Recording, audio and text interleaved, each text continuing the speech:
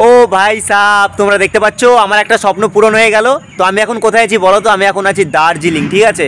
তো আমার অনেক দিনের স্বপ্ন ছিল কি আমি দার্জিলিং ঘুরতে আসবো। তো আমার একটা স্বপ্ন পূরণ হলো, সব তোমাদের হাত ধরে, ঠিক আছে। তো দেখতে পাচ্ছ দার্জিলিংয়ের চারপাশটার ভিউ একদম অসাধারণ, ঠিক আছে।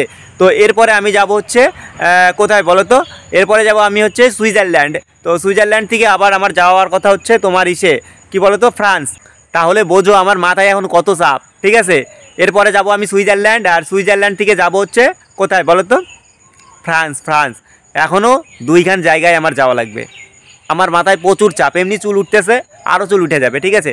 কিন্তু মরার আগে স্বপ্নগুলো পূরণ করে যাবো, ঠিক আছে। এই যে দেখো দার্জিলিং আইসা আমি যে এরকম একটা জিনিস দেখতে পারবো সেটা আমি কল্পনাও করতে পারি নাই।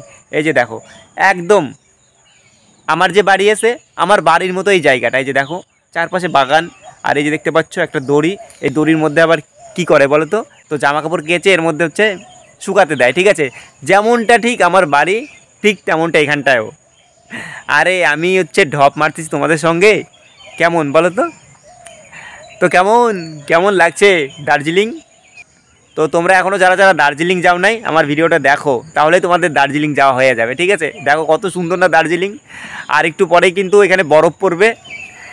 ই বাবা, কত বরফ খাই আমি, প্রচুর বরফ খাই। এই যে দেখতে পাচ্ছ কত বরফ পড়ে আছে, এই দেখো। তো বন্ধুরা এই যে দেখো চারপাশে কত বরফ, বরফে বরফ। আর এই বরফের মধ্যে মানে কি আনন্দ, আমরা এর মধ্যে রান্না করি খাই। আর কি বলো তো, আর কত বরফ যে আমি খাচ্ছি নিচ থেকে কুড়ায় কুড়ায়, প্রচুর পরিমাণে বরফ খাচ্ছি। তো আমার স্বপ্ন ছিল আমি দার্জিলিংয়ে যাব, দার্জিলিংয়ে যেয়ে বরফের মধ্যে ঘোরাঘুরি খাবো আর বরফ প্রচুর পরিমাণে খাবো। সেই স্বপ্নটা আমার পূরণ হয়ে গেছে। দেখো কত বরফ, কত বরফ পড়ে আছে। তো তোমরা কারা কারা এই দার্জিলিংয়ে ঘুরতে আসতে চাও আমার সঙ্গে যোগাযোগ করো, আমি তোমাদেরকে ফ্রি ফ্রি নিয়ে আসবো, ঠিক আছে। তোমরা হয়তো অনেক দেশে ঘুরছো কিন্তু কখনো এরকম জায়গায় আসো নাই, ঠিক আছে। তো তোমরা দেখতে থাকো আমার দার্জিলিং ভ্রমণ কেমন হচ্ছে, তোমাদের সঙ্গে শেয়ার করতে থাকবো। এখন এইটুকুই, ঠিক আছে। চলো আবার দেখা হবে নেক্সট ব্লগে। তো দার্জিলিংয়ের ভিউটা কেমন লাগছে অবশ্যই কমেন্টে জানিও, ঠিক আছে। আর দেখো দার্জিলিংয়ে আসার পরে আমার চেহারাটা কেমন গ্লো দিচ্ছে, একদম পুরো ফর্সা হয়ে গেছি আমি। এমনিতেই ফর্সা, মানে আরও ফর্সা হয়ে গেছি, আরও সুন্দর, আরও হ্যান্ডসাম হয়ে গেছি। মানে দার্জিলিংয়ের পরিবেশ এত সুন্দর না কি আর বলবো, অসাধারণ পরিবেশ, অসাধারণ ওয়েদার। তার জন্য কিন্তু একদম দেখো একদম আপেলের মতো গাল হয়ে গেছে আমার পুরা, ঠিক আছে।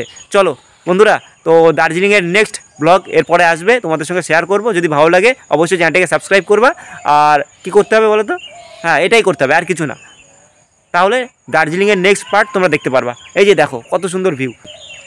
তো দার্জিলিংয়ে যখন এরকম টাইম হয় মানে সন্ধ্যা সন্ধ্যা ভাব হয় তখন কিন্তু প্রচুর মশা কামড়ায়, ঠিক আছে। তার জন্য আমি এখন আর ব্লগটা কন্টিনিউ করতে পারলাম না। চলো দেখা হচ্ছে নেক্সট ব্লগে, ঠিক আছে।